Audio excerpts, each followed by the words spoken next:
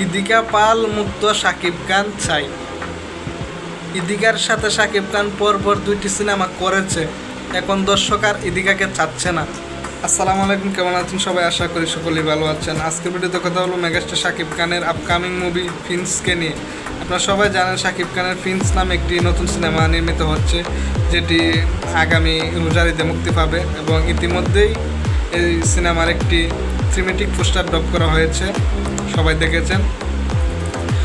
এবং এই সিনেমাটি নির্মাণ করবেন আবু হায়াত মাহমুদ এবং প্রযোজনার দায়িত্বে রয়েছেন শিরিন সুলতানা।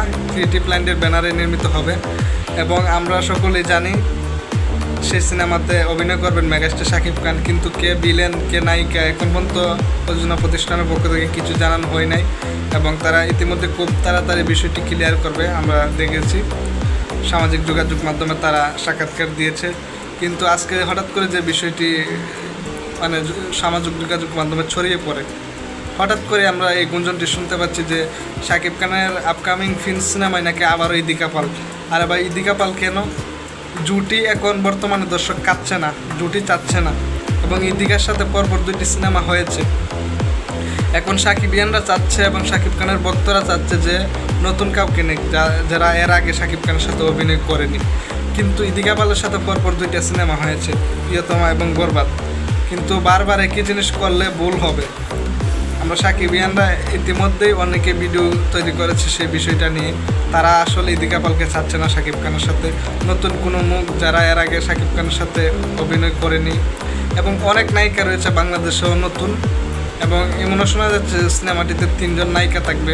কিন্তু যতজন নায়িকাই থাকুক না কেন, সাকিবিয়ানরা বা ভক্তরা চাচ্ছে যে ইদিকার সাথে না করুক। কেন বলছি কথাটা?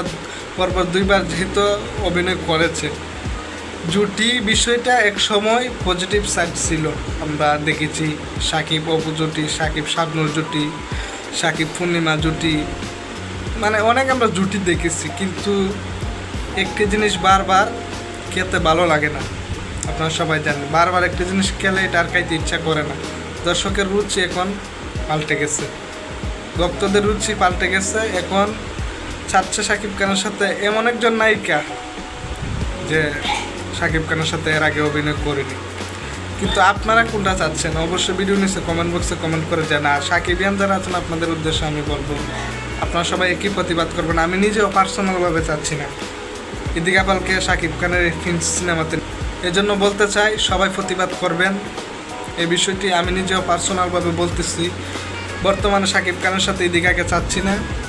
হবে সিনেমা হবে, এক সময় না এক সময় হবে, কিন্তু পরপর দুইটি সিনেমা যেহেতু হয়েছে, আমরা শাকিব খানের সাথে অন্য কোনো নায়িকা চাচ্ছি। এবং যদি বাহির থেকে আনা যায়, কয়েকদিন আগে শুনেছিলাম শাকিব খানের নতুন সিনেমার নায়িকা পাকিস্তান থেকে আনা হবে।